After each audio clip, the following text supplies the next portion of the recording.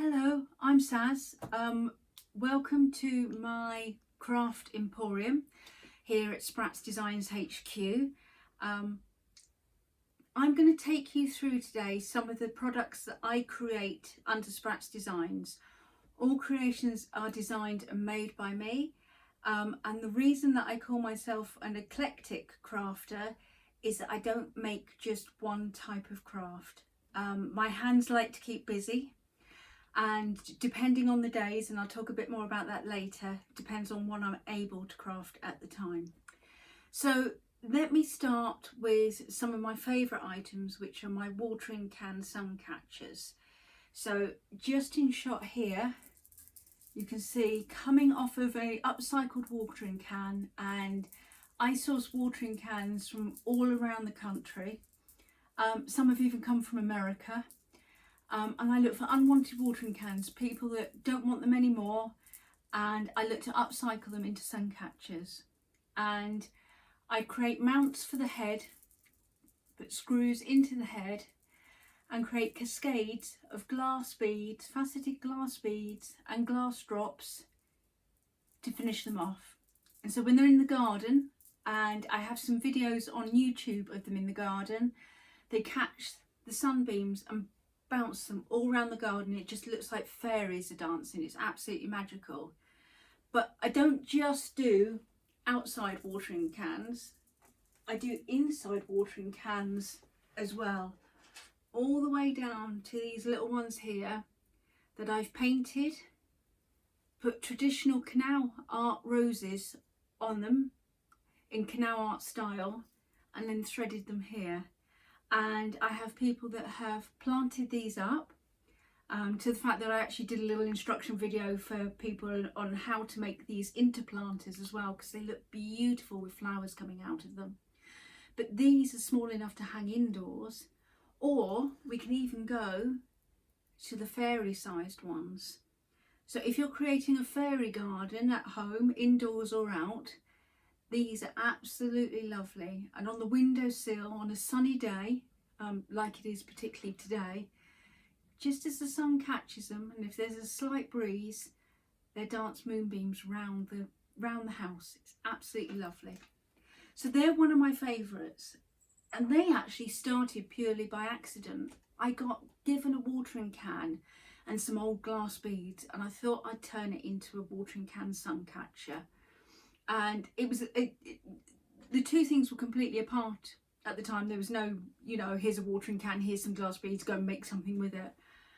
And I thought about it, and in my garden at the moment, down at the shed that I made in about 2015, is still the watering can hanging there. And probably the most I do to it is I wash the can in clean water, and then wash the beads in warm soapy water so that they get their full sparkle, because over a year they pick up a lot of dirt. Ours hasn't been, but I have heard of one that got turned into a bird nest, which I think is absolutely fascinating. I think that's absolutely brilliant. So not only do you get a sun catcher, but you're making a habitat for the wildlife. From that, let's take a departure then into something that I actually like, the watering can sun catcher. I originally made it for myself. I do bullet journaling. It was something that I got into. I got into it for my mental health. I don't deny that. I am a disabled person who is stuck at home all day by herself. I am married, but my husband goes out to work. He's also my full-time carer. So during the week, during the day, I am stuck upstairs on my own, which is why I craft. My mind is still working. Parts of my body are still working. I have a limited amount of energy, and I turn that into beautiful things. So the journaling came part of it. But as you can imagine, being a crafter, I'm not one for just the writing side of things, and I'm dyslexic as well, so writing doesn't come easy for me. So I decided that I would create bullet journal stencils. So I'm going to ask for the camera to pan down onto the table, and if it can take a sort of wide look at the table, You're not going to see me for a bit, which is probably a blessing, but you can see all the stencils that I have created as part of a range, and some of the work that I create with the stencils from them. Now we've got a bit of time. I'll actually take you through some of the stencils. So I think we're focused here, and we'll start actually with this stencil. This, I do two sizes of stencil. I do three sizes. I lie. That's because this one was a project as well. I do this one to fit into normal page size journals. This one was designed to go into an activity journal, which I'll talk a little bit about in a minute. And then I do the bookmark size stencils. I'm holding them on a piece of backing card because, as you can see, the minute I move them away from the backing card, they become invisible to you. So the backing card's there only to show them off to you.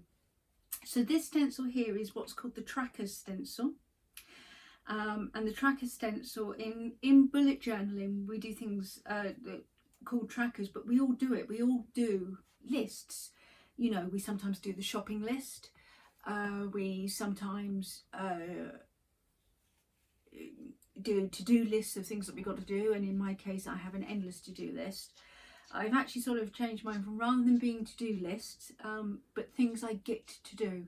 So if I do them, I've actually achieved doing them. And yes, my list might be endless, but then I'm not looking at a list going, oh no, it's an endless to-do list, and I'm never going to get to the end of it. But these are all things I'm going to get to do. If by any chance shortly something black, white and furry makes an appearance, that's Bob, our cat. And because I am talking to a camera, he might think I'm talking to him, and he probably wants his lunch about now.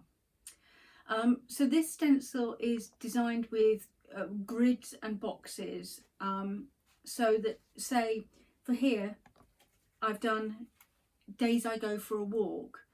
I can't walk very far. I can only walk in my own garden. With lockdown, that's been even harder. So my garden is my haven, but these are days that I've had a little walk. Days I remember to take my multivitamin. And then moments of mindfulness. So I made that really nice and colourful, and that's based on this grid here. And all I've done is taken the pattern and I've repeated it round to create a spider's web. So you can take the shapes and make them into anything you want. So that's the trackers stencil. The activity stencil came with a project with somebody else, and the reason it's that size is it goes with the journal that somebody else makes, so it's designed to fit into that journal perfectly. But it's an activities journal, and it's mainly used for people that get outside and are a lot more active and are able to do many more things than I can, like go climbing mountains, canoeing, riding bikes. There is some of the National Trust symbols in here, so if you go and visit National Trust places, there's hydration, swimming. But funnily enough, during lockdown, quite a few people brought these stencils as looking forward to, and they used the hashtag on Twitter, looking forward to, when sharing things that they wanted to do post lockdown. So I'm hoping that the people that took this and recorded a journal of things that they wanted to do are getting to do them. I really do, because that, I think, is absolutely lovely. Now, with bullet journaling comes what they call standard shapes that are used over and over again.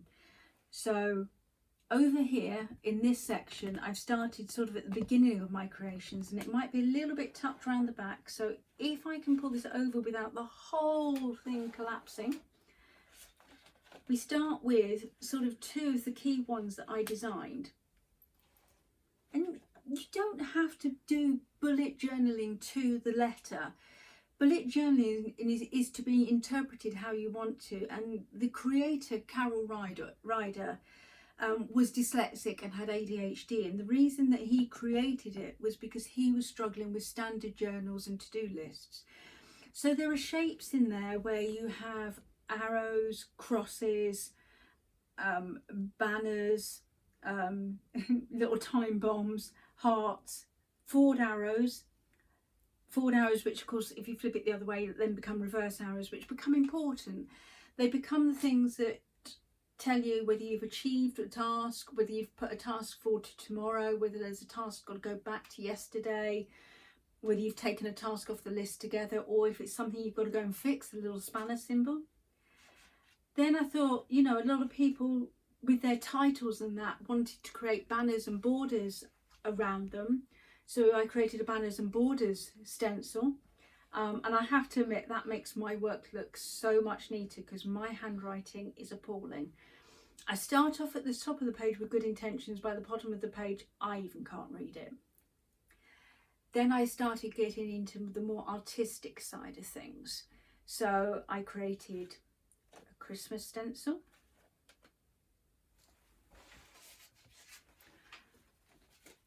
a love stencil, a myth and magic stencil with dragons, unicorns, fairies, Pegasus, stars, mermaids, you name it. Halloween. This one's particularly popular, and this one goes off to America quite a bit, which I can understand why, because Halloween is very big in America. But it's proving very popular over here too. A baking stencil. So all things that you can have fun with. One of my most popular stencils by far, and in truth it is my favourite, is my plants and flowers stencil. And this one has probably been the biggest purchase out of all my stencils.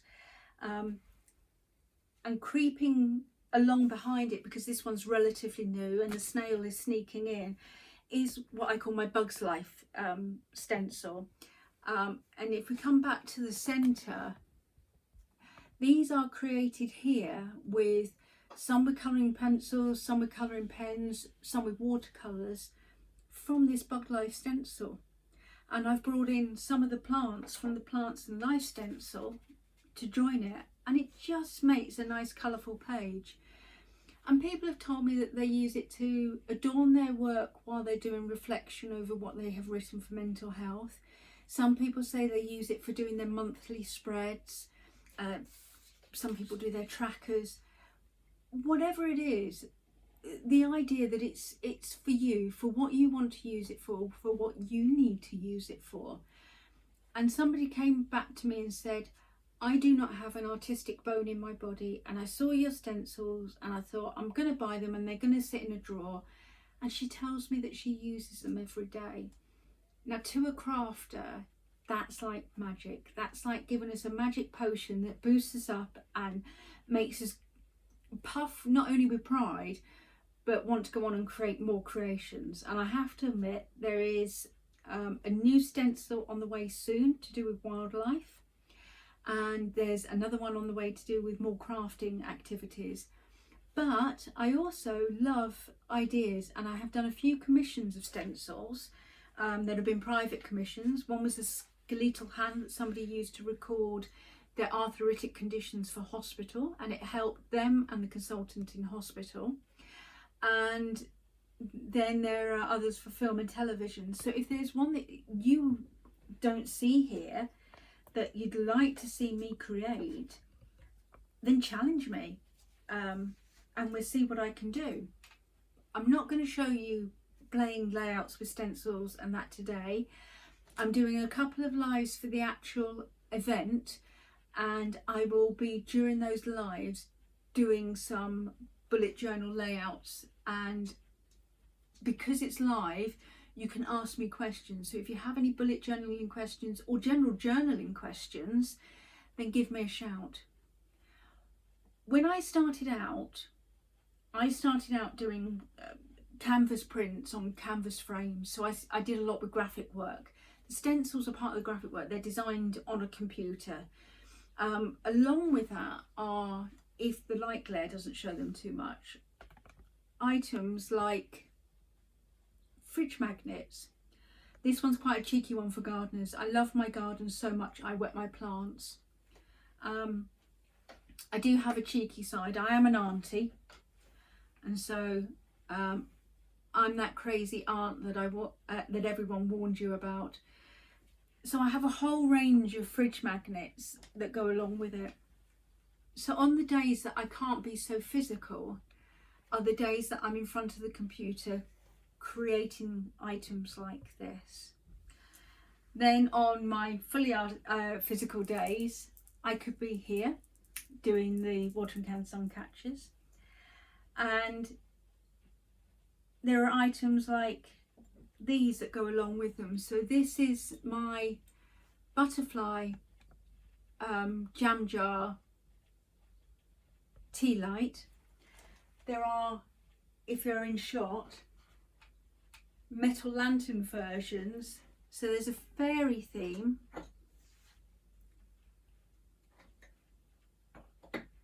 and a butterfly theme, and there are 4 shades of lanterns and a few shades of of jam jars. I'm obsessed with watering cans, and they're quite fun to do. I quite enjoy doing them. I've got one of them to go off to Devon in the next day or so. I am a huge dragon fan. I started collecting dragons when I was 13. It's a little bit of a weakness of mine.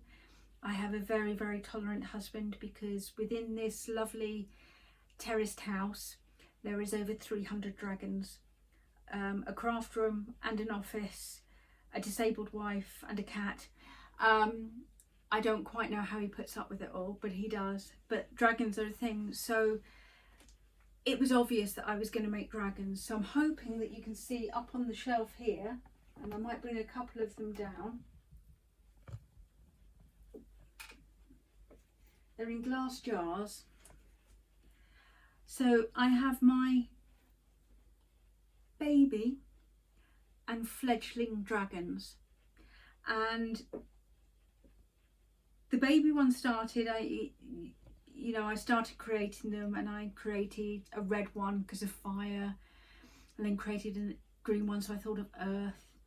I created a sort of iridescent purple one, which is the sea dragon, and it's going to be very difficult for you to see on camera, but the fledgling dragon, he has a little flowers up here as part of his ears, and the end of his tail is a rose, and he's mottling his patterned leaves, and he's sleeping on a moss bed. And this is the fledgling dragons. These are the teenagers, these are the babies. Now the babies are pretty good when they sleep, the fledgling ones are naughty all the time. But as I mentioned, there's a gold one as well. So there's fire, sea, earth, and the gold one at the back, and the gold ones are lucky, and they are covered in gold leaf. So one of the other skills that I do is gold leafing. It's a real pride. I love doing it, and if you rub the dragon's nose that night, make your wish, hopefully here, take it in, absorb it, and hopefully you'll be lucky. One of the other creations I do as well is dragon eggs, and these are metal scales that I've moulded round the egg, and they come in red, green and gold as well. But if there was a specific colour that somebody wanted me to paint them, then I would paint them, as well as the chance of leaving them silver, which you might see just in the corner. One of the things I got into recently is I've been upcycling the watering cans and getting glass beads wherever I can, and I'm quite active on Twitter, and I put a tweet out one day if people had any beads that they didn't want anymore, broken necklaces, things that they'd stuffed in a drawer and forgotten about, because I thought then that I could gather the beads that I use on the watering cans, and it was more upcycling and it was less waste, and much better. But in with those beads came a lot of other beads as well that I couldn't use on the watering cans. So things like wooden beads and glass chips and actual gemstone crystals came with it. And I sat there and I thought, there are things that I could make with these. There are things that I could do. So these are trees of life. Now, trees of life have a lot of ancient meaning, and so do the chakra points as well, especially if you do yoga. So these trees of life are created with crystals from the points of the chakra. So here's red jasper, fluorite, citrine, rose quartz, I'm trying to remember them, turquoise, amethyst and clear quartz. And there's a little Tibetan silver charm of an angel wing, and it's all mounted, the wire is all mounted. Not only are the crystals upcycled from what people have donated to me, but the bangles are upcycled too. So they have a real eco quality about them, as well as a strong heritage. And I love that. And they've been incredibly popular, and I enjoy making them because they are very fiddly, but the end result with all the spirals down the spine and the twisted bow and the charms, it just, all that twisting and work and hours of effort creates something so pretty. It's lovely, isn't it? So with that, I taught myself to make seed beaded flowers. So if we can focus, which might be a little difficult because it's floating, these are, you're catching the edge of what are called my boho sun catchers, and I won't take it off because I know I'll drop it across the table and it'll just be an absolute mess. So part of the aspect was it that the seed beaded flowers, and I do two types at the moment. These are apple blossom, and I also do fuchsias, and I taught myself to do the fuchsias sort of off of a fuchsia flower because I adore fuchsias. Fuchsias are through my garden, I absolutely adore them. And they are included on these driftwood sticks that have a theme to them. So this one's a coastal theme, even though it's got seed beaded flowers on.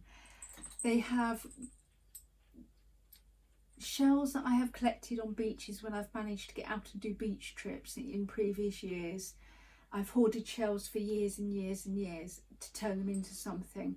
And here they are, where I have gold leaf the inside of these shells. This one is based on fluorite, so this has got fluorite crystal running through it, with glass beads, shell beads, and even wooden beads as well. And some of them actually have wooden beads that I have hand painted with the traditional canal art too. So these I adore. Again, it was something I thought I'd try. It was something that I thought I'll give it a go and just see how you guys responded. And you guys responded so positively that I was just blown away by your reactions. So because of the crystals as well, along with the standard watering can sun catchers that have got the clear glass beads, I created some on vintage watering cans that I have managed to source that have the chakra crystals on them. And I'm going to try and bring one down without causing mayhem. I got this Aladdin's lamp. I honestly couldn't resist the fact of having an Aladdin's lamp. I rubbed it, no genie came out. I'm really sad about that. You never know, you might be luckier. And this here, again, has the 7 points of the chakra from the root crystal to the crown crystal, with a faceted glass crystal on the bottom. And can you imagine that hanging in the window indoors and catching the sunlight? How much that would just be so beautiful. It's absolutely lovely. So I get carried away, as you can see. And coming back to that point about being why I call myself an eclectic crafter. Oh my God, I even forgot, I haven't even told you about the dream catchers that are all dotted around as well. again, with the bangles that people sent in, I was trying to work out, you know, what to make with them, because I don't want to waste anything. You know, it was broken jewellery, it was unloved jewellery, and unloved jewellery is just something that needs to be turned into something beautiful that people want again. So I started before I started on the Trees of Life, I did some dream catchers, and they're lovely little dream catchers that can pretty much hang anywhere, and when the breeze catches the feathers and ruffles them, looks absolutely beautiful. So sorry, I got sidetracked. So I call myself the eclectic crafter because I don't do just one craft. I don't have it in me. On my good days, I do the more physical crafts, and on my bedbound days, and I do have bedbound days, my husband has been the most brilliant man in the world, and he created me a way to be at my PC whilst still in bed. So cat's just brushed past my legs. Do you want to come and say hello? So I can craft even on my bad days, so that my days aren't just spent in front of the telly doing nothing. I'm trying to fulfill my life. The difficulty with the job is that I love my customers to bits. I love having the conversations with customers. That's absolutely brilliant. I love every sale. And honestly, you might hear about crafters and Etsy sellers doing a little dance every time we get a sale. It's true. It's absolutely true. Every time I get a sale, I have a little dance. You want to come through? Come through here. And I'll lift you up onto my lap and you can say hello. Or are you going to keep attacking my feet? Oh.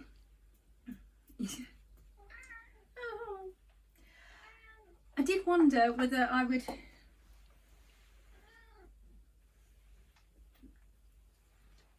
Please meet Bob. Are you going to sit sidely or are you going to jump off my lap? Now, I asked on Twitter, if there was any questions people would like me to answer that I've never answered before. And they gave me a whole lot. I'm not going to go through all of them today, but just to finish off while Bob hopefully sits here, I'm just going to answer some of the questions. So let's shuffle the cards. This is where it goes all horribly wrong. Right. Bob, this is the question. Do you prefer to have your workshop set indoors or outdoors? For those of you that follow me on Instagram and Twitter, pretty much every weekend during the summer, I will do a panoramic video shot of the garden, my pride and joy, my haven. When you're disabled and you're housebound, during the week, I can't get out. By the time my husband comes home, we're preparing me for bed because I'm exhausted. I'm probably giving up too much information. You're comfortable. And so my garden is my haven. It's very difficult for me to get out, the energy to actually go out and see people. And during lockdown has been even worse. So my garden is my escape room. And on good days, we have certain crafts that I can take outside and do outside in the garden. The only drawback to that is the garden is very distracting, so you don't get as much work done as you do indoors. But my craft rooms, on the other hand, have been set up to my disabled needs. So there's a worktop to sit at, there's one to stand at, there is an office for me to pack the goods, because it can get very dirty in here, especially when I'm using paints and glass. So there's the convenience of the craft rooms as well, because they've been set perfectly for me. So it's a balance. So, who taught you your craft, or are you self-taught? Ooh, it's a little bit of both. I am a builder's daughter. There's two of us, me and my sister, and my sister's the end of the 60s, I'm the 70s. As children, you can work out our ages from that. We grew up on building sites. It was a whole different era back then. You know, that was natural. We grew up picking up hammers and screwdrivers. I can't even remember what I first made. Probably in school, my first thing I made was probably a hedgehog, which was a little ball of clay with it squeezed out slightly at the front, stabbed with a pen. Wasn't very creative, but it led me on to many things. But I actually went on and got a degree in stage management and technical theatre, and there I was taught to do set design, costume design, set building, set painting, lighting design, you name it. I was taught to do it during that course, and for 5 years I was a stage manager and a professional set designer, set builder, set painter, prop maker, costume maker, costume designer, and I'm going to quit there because I'm going to forget something. And it's only injury that made me change career. So I learned a lot of skills there. I learned how to gold leaf there. Other things I've taught myself. So wire winding, I taught myself. Glass fusing, I don't have a big glass fuse kiln. I only have a microwave fuse kiln. I taught myself. I taught myself how to do the journal stencils. So there's a good mix of skills that I had in the background to things that I've taught myself along the way. But I would have to say that the person I looked up to the most probably would be my father, undoubtedly, because if it wasn't for him putting hammers in our hands and pens in our hands and saying it's fine to draw, I probably wouldn't have continued it. So I'm only going to do a couple more and then I'm going to call it quits, because I could do with a cup of tea and I think Bob wants his lunch. Oh, I pretty much answered that one as that one. And why would you call your style as eclectic? I think I answered that one. What or who inspires you? Everything around me inspires me. I watch a television program and I'll see a colour and I think, oh, I could do something with that. Or I see somebody, I only have to hear somebody talk and tell me a story, and I don't know whether it's because I'm dyslexic or whether it's how I see the world, but I see the world in pictures. So when I used to read a book, I used to see the story in my mind. And often or not, if I then went to see the film, it was absolutely ruined because what was in my head was completely different. And everything around me inspires me. I'm lucky enough to have some great people around me, because it's very lonely when you run your own business. And social media has given me some great peers that I can talk to and turn to. And I'm not going to name any one particular one of them, because I know then I will forget somebody who is vitally important, and that's just not fair. But there's a whole world of people around me that I admire greatly. Which creation am I most proud of? Oh, that's like asking a parent who their favourite child is. It's you, isn't it? Yes. Oh my goodness. It would depend on what day it is. It would depend on whether it's been problematic. It would depend on, you know, which one's going out the door at the time. It depends which one I've just finished. The watering can sun catchers, I think when my husband saw one that I'd finished and said, oh, that would look lovely in our garden, him actually picking one, my husband, because normally crafts are for sale, that became my favourite because he picked it. Oh God, I've said so many times, I'm really sorry. Thank you very much for bearing with me. Again, I really appreciate your time today. I think it's about time that I fed Bob, and I think it's about time that I let my husband have a cup of tea. We have a cup of tea together. Thank you.